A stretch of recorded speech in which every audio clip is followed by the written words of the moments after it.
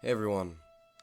So I know a lot of you guys probably would like to know where I've been, and what I've been doing. So I've got a channel update, at the end of this video. So if you guys want to know where I've been and where I'm going to be taking this channel in the future, watch till the end or skip to the end. But, either way it helps me. But yeah, hope you guys enjoy this narration.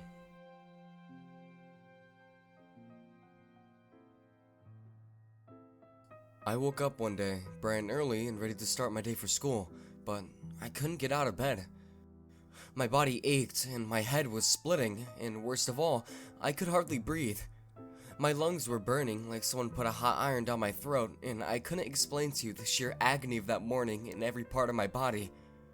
My eyes peered across the room, down at my pale white hands and sweat-drenched sheets, and I moaned, "Mom!"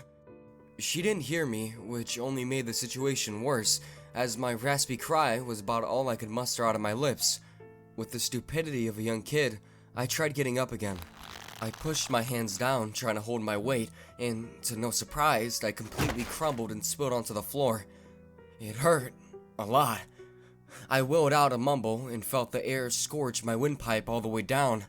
Thankfully, the sound of a 5-year-old tumbling out of bed must have finally caught my mother's attention, as she slammed open my door and hit the curve into my room at a turn that would make Dale Earnhardt wet himself in jealousy. "Oh, sweetie, are you okay? What happened? You look like you saw a ghost," she cried out, coddling me. She immediately knew something was wrong when I gasped for breath and couldn't even say a word. She scooped me up and plopped me in the car, and then we drove to the emergency room. The whole drive there, the lights from the sun blinded me as they danced across my eyesight. I had to squint and hold my head down to shield my vision. It felt like a 4-hour drive, when in reality, it was only 15 minutes.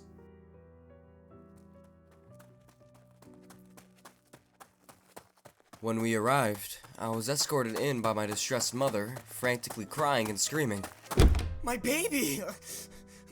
My baby can't breathe!" The receptionists were quick to get me into a room, holding my mother back as she tried to claw her way with me. The hospital lights were intoxicating, but not like a euphoric intoxication. It was more like waking up with a brutal hangover while you're still shit-faced drunk. I don't remember much of my early time in the room when I was filled with doctors screening everything and putting all sorts of machines to work. I felt like I was dreaming. I was in a haze. The world around me was slowly zooming around me. After a few hours, I learned later they told my mother whatever was happening was a total anomaly. They couldn't pin it on anything. I should be operating like a perfectly normal kid, but for some reason my body was fighting itself. They said it was like nothing they'd ever seen. All they could do was hook me up to a respirator and IV and hope I don't go catatonic. Well, guess what happened? Legally, I died for 20 minutes. My heart stopped and everything went dead. The doctors were in shambles, almost more than my mother. Nothing in the world could have made sense of any of it. And then, I just sorta woke up. Bizarre, absolutely. Inexplicable, almost. That was all that was told to me about what happened on the outside. Here's what I remember at the hospital after the room emptied and I was alone. Remember how I said I couldn't remember much about how I was surrounded by a crowd of people? The opposite is true for when I was alone.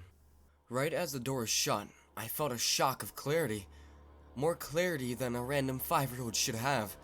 I felt every corner of the room, every dark shadow that coalesced away the light, and I felt it all leave. I felt myself dissipate. I looked down at my hands and they were translucent. I was fading away like a distant memory. Air passed through my body as if I wasn't even there, and I felt everything. More importantly, I felt something enter the room. The door remained shut, completely closed. Not a rat could squeeze his body through that crack, yet what managed to do so was no rat. I felt a second set of eyes beyond my own open up. No, I don't mean a third eye, or a set above my eyebrows. I mean my eyes were open, and they opened again. I glanced into the room and saw what I can only describe as a mass. A big one. It was black, divine, but not angelic. I felt like I was peering into the abyss of a deep chasm that could never be escaped. Words shot through my mind. Charlie, are you still alive? I couldn't reply. Vessel, don't die. Your body is not your own. Let me free it. With hindsight, there's something so vague about this statement. Let me free it. Free it from whatever is plaguing me. Free it from me. And don't forget the most chilling description of myself I've ever had the displeasure of hearing.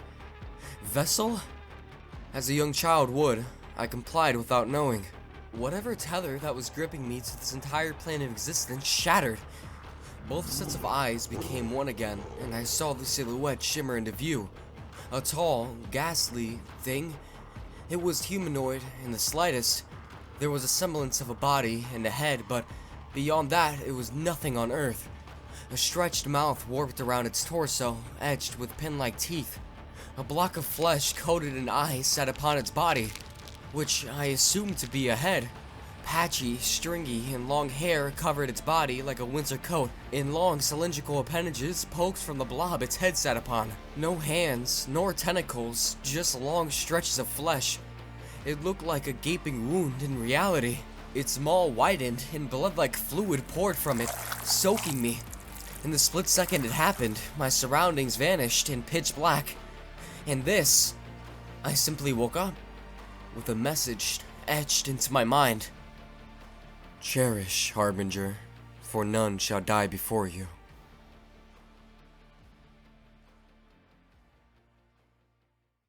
As I woke up, blood spewed from my mouth. Not like a cough or a drip, a geyser. Doctors surrounded me, their eyes glued open in shock to my survival. The heart rate monitor was cold until now, and now I had twice as much blood in my system as before. I missed school that day, and when I got back, everyone greeted me with cards and gifts. Heartfelt words of joy were all I heard for a week. But that message still rang in my head. It still does, sometimes. It's the most vivid thing I feel. Nothing else felt so real, before or after.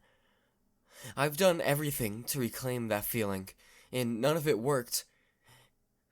It's driven me fucking crazy. I've told therapists, doctors, friends, families, and no one understood. A few days ago, I started to feel sick again. Something peculiar is that after that day, I've never gotten sick until now. It's like I was healed of all ailments and gained some kind of super immunity. It started with a headache and a fever, and slowly it's progressing into a pain in my chest. My heartbeat is irregular, as if it's beating twice as much. My stomach hurts, and I'm struggling to eat food. I don't know what's going on, but I feel my mind slipping in and out again. This is why I've come to Reddit today. I've come to tell my story and ask you all your opinion. Was it a dream, or am I just crazy? What was it, if it was all in fact real, and I think it was? Am I going back? What's happening to me? I don't think I have much time.